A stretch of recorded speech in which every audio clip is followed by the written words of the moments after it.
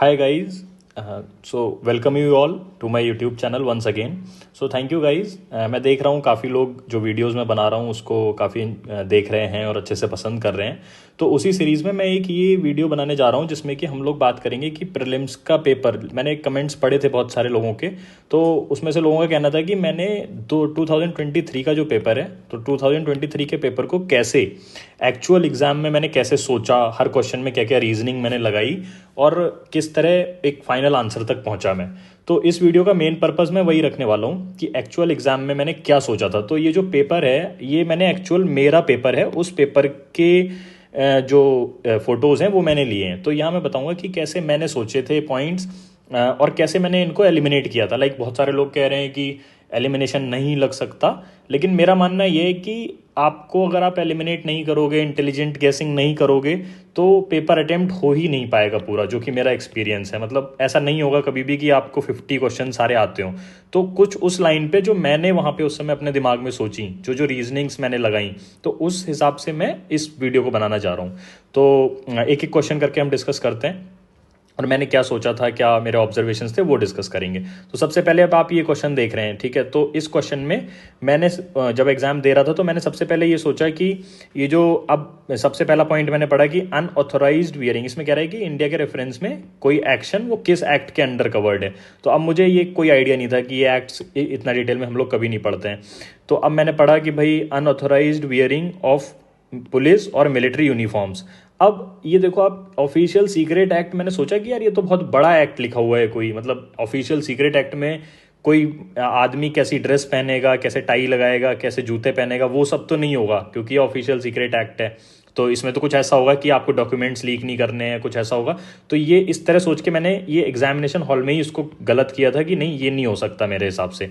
फिर अब मैंने जब इसमें देखा कि यार इंडियन एविडेंस एक्ट, तो हमने देखा कि यार अगर कोई इंसान जो है मिसलीड कर रहा है को, है ना, अपने जो पुलिस इन्वेस्टिगेशन है उसको मिसलीड कर रहा है किसी तरह, तो अब मिसलीडिंग द इन्वेस्टिगेशन क्या हुआ कि आप एविडेंस के साथ खिलवाड़ कर रहे हो, है ना. तो इसलिए मुझे लगा कि ये करेक्ट होने की संभावना है, तो मैंने इसको करेक्ट माना. ठीक है. फिर सेम आप इसमें देखो कि गन फायर से अगर देखें तो कोई मतलब पर्सनल सेफ्टी खराब हो रही है तो किसी के पास गन है, तो ये आर्म्स को होल्ड करने को रेगुलेट करेगा बेसिकली ये वाला प्रोविजन. तो ये आर्म्स एक्ट में है. तो ये मेरा इंट्यूशन था कि ये गलत होगा, ये दोनों सही होंगे. तो इसको मान के मैंने ओनली टू करेक्ट माना था और एक्चुअल आंसर ये सही था मेरा. तो अब ये जो आंसर सही मैं कह रहा हूँ ये कोचिंग की आंसर की इससे कह रहा हूँ बेसिकली, है ना, क्योंकि अभी ऑफिशियल आंसर की तो आई नहीं है. तो जब ऑफिशियल आएगी तो उससे हो सकता है कुछ कुछ आंसर मिसमैच करें, लेकिन अभी के लिए मैं बस इसलिए बता रहा हूँ क्योंकि लाइक मेरा प्रीलिम्स का सिविल्स और फॉरेस्ट दोनों का कट ऑफ क्लियर हुआ था 2023 में. तो मुझे लगता है कि मार्क्स ठीक हैं, तो बहुत ज़्यादा वेरिएशन नहीं होगा. तो इस चलते जो मैंने लगाए थे आर्ग्यूमेंट्स वहाँ पे वो बताने का प्रयास कर रहा हूँ मैं. तो अब हम बढ़ते हैं अगले क्वेश्चन में. तो अब यहाँ पे देखो, यहाँ पे मैंने क्या सोचा था, ये भी हम कभी नहीं पढ़ते हैं, होमगार्ड्स के बारे में कभी कुछ नहीं पढ़ते हैं हम इससे रिलेटेड, है ना, कि होमगार्ड क्या होते हैं किस तरह. तो अब यहाँ पे भी मैंने इसको एग्जामिनेशन हॉल में बस सोचा था कि होमगार्ड क्या होता है. कि एक मैंने सोचा यार ये तो बहुत ही स्मॉल पोस्ट है होमगार्ड, मेरे दिमाग में आया होमगार्ड तो हम लोग घरों में भी देखते हैं, बैंक्स के आसपास होते हैं. तो मैंने कहा ये तो बहुत ही स्मॉल पोस्ट है, तो इस स्मॉल पोस्ट को सेंट्रल गवर्नमेंट तो अपॉइंट नहीं करेगा. और गिवन दैट कि जो लॉ एंड ऑर्डर होता है वो लॉ एंड ऑर्डर आपका स्टेट सब्जेक्ट है, तो लॉ एंड ऑर्डर आपका स्टेट सब्जेक्ट है और होमगार्ड जैसी पोस्ट ये कह रहा है कि सेंट्रल गवर्नमेंट अपॉइंट करेंगे. तो मैंने इसको गलत किया और इसको गलत किया. बाकी दोनों जब मैंने देखे तो ये जनरल स्टेटमेंट लिखे थे कि भाई होमगार्ड जो है पुलिस के साथ भागीदारी करते हैं, उनकी सहायता करते हैं उन लोगों को लॉ एंड ऑर्डर या इंटरनल सिक्योरिटी मेंटेन करने. मैंने कहा ठीक है ये तो जनरल है तो ये सही हो सकता है. फिर अब ये सेम चीज़ यहाँ पे भी लिखी हुई है कि भाई अगर ये बॉर्डर स्टेट्स में होंगे तो ये उनकी मदद करेंगे. तो ये सोच के मैंने दोनों सही मार दिए थे. तो इसका आंसर मैंने बी मारा था और ये सही है. तो कुछ इस तरह सोचा था. फिर अगर मैं इस क्वेश्चन की बात करूं तो इसमें कह रहा है कि which of the following best describe the concept of small farm and large field. अब देखो यहाँ पे मेरे को एकदम आइडिया नहीं था कि ये क्या होता है, ठीक है, लेकिन फिर मैंने जब स्टेटमेंट्स पढ़े तो मुझे आंसर तक पहुंचा मैं इसके. अब स्टेटमेंट्स में क्या लिखा है यहाँ पे कि पहला पढ़े अगर स्टेटमेंट, तो resettlement of a large number of people uprooted from their countries due to war by giving them a large cultivable land which they cultivate collectively and share produce.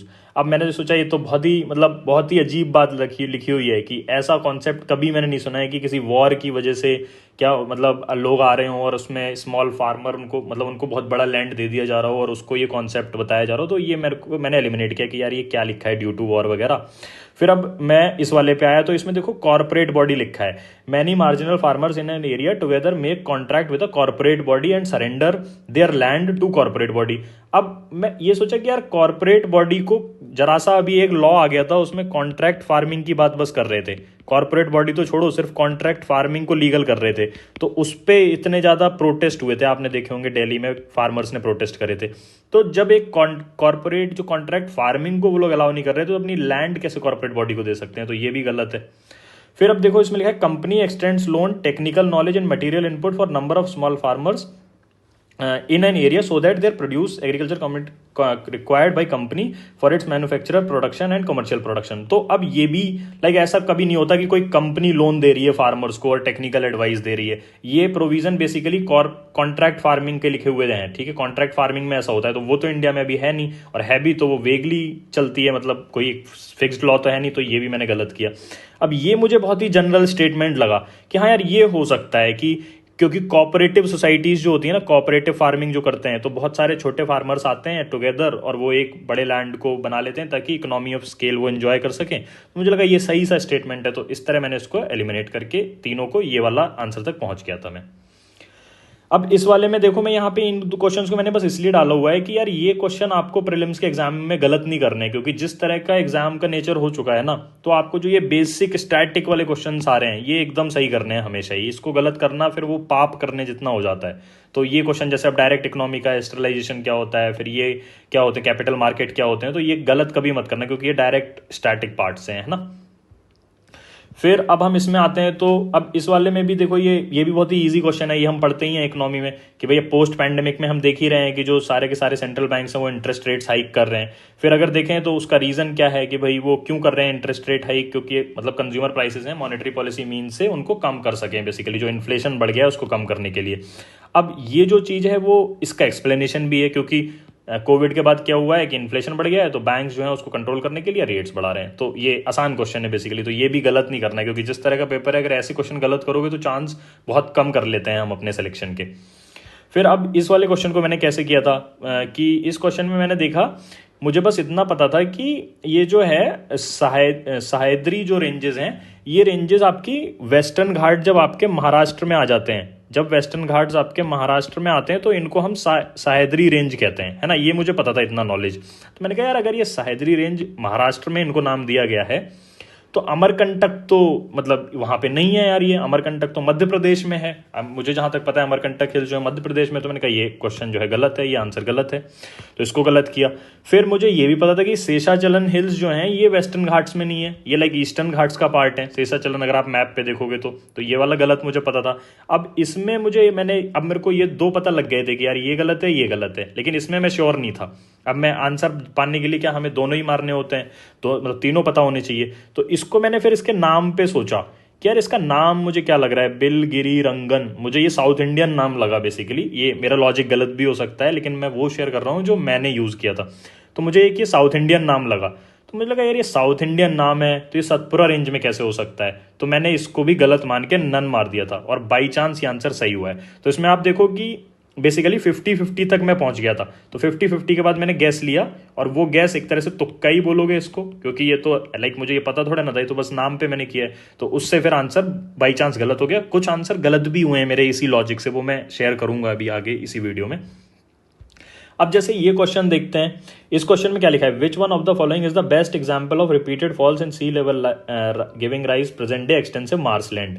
अब इसका आंसर किसी को नहीं पता लगेगा अगर वो इंग्लिश में पढ़ेगा, लेकिन अगर हम इसको हिंदी में पढ़ लें, इसी क्वेश्चन की हिंदी अगर देखें, तो इसमें देखो मैंने तो क्या सोचा था कि ये क्या लिखा है यहाँ पे, कच्छ भूमि उत्पन्न हुई है लिखा है, ठीक है। तो कच्छ भूमि, कच्छ का रण, तो मैंने ये सोच के इसमें रन ऑफ कच्छ मार दिया था। तो कुछ इस तरह ही क्वेश्चन अटेम्प्ट किया था। फिर अब इस क्वेश्चन पे आते हैं, तो ये क्वेश्चन लाइक मुझे कोई आइडिया नहीं था कि ऐसा कौन सा एनिमल है जो कि लॉग ऑफ वुड से अपने उसको प्रे को बुलाता है या फिर इंसेक्ट्स को बुलाता है, तो मुझे कोई आइडिया नहीं था इसका। बस मुझे क्या पता था कि अच्छा अगर मान लो एक स्टिक से उसको बुलाना है, ठीक है, मतलब एक टूल जो कि स्टिक से बुलाना है उस इंसेक्ट को, तो पकड़ने के लिए उसके पास लाइक थोड़ा एक अच्छा जानवर होना चाहिए, थोड़ा बड़ा जानवर जो पकड़ पाए उसको। तो फिशिंग कैट मुझे पता था ये तो कैसे ही पकड़ेगी, लाइक अगर वो एक टूल बना के इंसेक्ट्स को निकालना चाह रही है, तो फिशिंग कैट मुझे लाइक मैं, और लॉग ऑफ वुड और मतलब एक ट्री में, तो मुझे लगा यार ये तो फिशिंग कैट तो नहीं हो सकती कि ट्री पे ये क्या कर रही होगी। स्लॉथ बियर भी मुझे लगा ये भी कैसे पकड़ेगा। तो मुझे इन दो में डाउट था, औरंगुटान और इसमें, तो इनका मैंने कभी नाम ही नहीं सुना था बिल्कुल, मतलब तो ये 50-50 था, अगेन 50-50 था, तो मैंने औरंगुटान मारा था और ये मेरा बाई चांस सही हो गया था। लाइक ये 50-50 चांसेस थे जो आपको लेने पड़ते हैं एग्जामिनेशन हॉल में, है ना। तो ये ये यहाँ पे मैं एक्सेप्ट करता हूँ कि सिर्फ मुझे 2 ऑप्शन एलिमिनेट कर पाया था, 2 पे मैं नहीं श्योर था। अब फिर हम देखते हैं इस वाले, ऐसे क्वेश्चंस आए थे 2, मैंने देखा था 2-3 थे शायद ऐसे। तो अब इसमें मैंने ज़्यादा दिमाग नहीं लगाया था इन क्वेश्चंस में, लाइक इसमें सारे जनरल स्टेटमेंट थे, सम ठीक है। तो सम माइक्रो ऑर्गेनिज्म ये करते हैं, some micro organism freezing point के नीचे भी रहते हैं, सम माइक्रो ऑर्गेनिज्म। तो इसमें मैंने सोचा यार कोई तो माइक्रो ऑर्गेनिज्म ऐसे होंगे ही जो इन सारे कंडीशंस को फॉलो करते होंगे, तो इसमें मैंने ऑल 3 लगा दिया था, तो ये सही हो गया था। तो ये वर्ड्स आपको ढूंढने हैं, सम, नन, है ना। तो ये वर्ड्स आपकी मदद करेंगे थोड़ा। तो एक ये क्वेश्चन था ऐसा। फिर एक सेम क्वेश्चन, ये सेम ट्रिक ये था यहाँ पे लगने वाला, तो इसमें भी सम मशरूम ये था, तो इसमें भी मैंने सेम लॉजिक लगाया था, तो ये आंसर सही थे दोनों ही। फिर अब आप देखो, जैसे मैं बता रहा हूँ कि कुछ वर्ड्स होते हैं जो एक्सट्रीम वर्ड्स होते हैं, जैसे marsupials can thrive only in mountain. अब ये कितनी एक्सट्रीम बात लिखी है आप देखो, मतलब ये इतनी एक्सट्रीम बात लिखी हुई है यहाँ पे, सॉरी। तो ये इतनी एक्सट्रीम बात यहाँ पे लिख रखी है इन्होंने कि marsupials can thrive only in mountain grasslands with no predators. तो ऐसा कौन सा हो सकता है जिसका प्रीडेटर ना हो और वो सिर्फ माउंटेन ग्रासलैंड्स में ही रहते हो।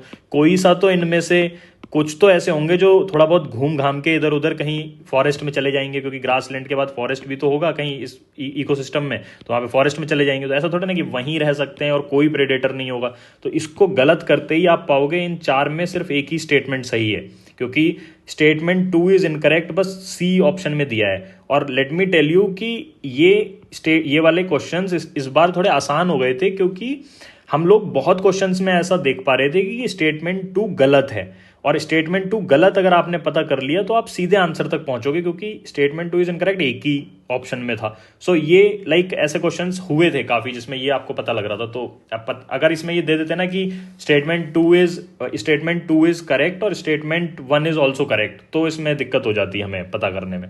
तो इस वजह से ये क्वेश्चन करना ईजी हो गया था थोड़ा। तो ये देखो आप, इसमें एक्सट्रीम वर्ड्स हैं, ये लगा सकते हो ट्रिक यहाँ पे। फिर अब यहाँ पे देखो, यहाँ पे मैंने कैसे सॉल्व किया था कि लाइक सेम मैंने जैसे बताया कि स्टेटमेंट 2 को पकड़ा मैंने। ये मेरे को अभी जनरल स्टेटमेंट लगा था, तो इस पर इतना ज़्यादा नॉलेज नहीं था, मतलब मेरे को लगा जनरल बात लिखी है सही होगी। अब इस वाले में जब मैंने देखा कि यार uranium enriched to extent at least 60%, अब ये 60% एनरिचमेंट बहुत होता है। 60% एनरिचमेंट मतलब आप बॉम्ब बनाने की तरफ जा रहे हो, ठीक है। तो बॉम्ब बनाने के लिए आपको इतना ज़्यादा एनरिचमेंट चाहिए होता है। अब जितना आप करते रहोगे इसको एनरिच, उतना अच्छा बॉम्ब बनता रहेगा। अब ये तो इलेक्ट्रिसिटी बनाने की बात हो रही है, तो 60% एनरिच से कैसे, तो मैं इसको एलिमिनेट किया और सेम स्टेटमेंट 2 इज इनकरेक्ट, तो आंसर तक डायरेक्ट पहुंच गया था।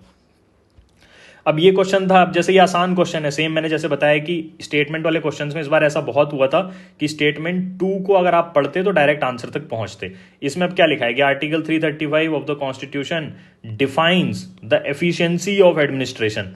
अब ये सोचो आप, एफिशिएंसी ऑफ एडमिनिस्ट्रेशन कितना वेग वर्ड है। मतलब एफिशिएंसी ऑफ एडमिनिस्ट्रेशन क्या हो सकता है कि करप्शन की बात हो रही है, या फिर एम्प्लॉयज अच्छे से काम नहीं कर रहे हैं, टाइम पे नहीं आ रहे हैं, क्या उसकी बात हो रही है। तो ये बहुत ही वेग है। एफिशिएंसी तो बहुत सारी चीज़ों का फैक्टर है कि छुट्टियां ज़्यादा ले रहे हैं क्या। तो अब ये कॉन्स्टिट्यूशन कैसे डिफाइन कर सकता है, मतलब कॉन्स्टिट्यूशन में इतनी डिटेल्ड में तो नहीं लिखी होंगी कोई भी चीज़ें। तो ये खत्म किया मैंने, तो डायरेक्ट आंसर तक पहुंच गया मैं। ये लाइक पढ़ो या ना पढ़ो वो कोई मैटर ही नहीं कर रहा था इस क्वेश्चन में, है ना। स्टेटमेंट वालों में जब आप स्टेटमेंट 2 गलत पता कर ले रहे हो तो डायरेक्ट आंसर यही बच रहा था।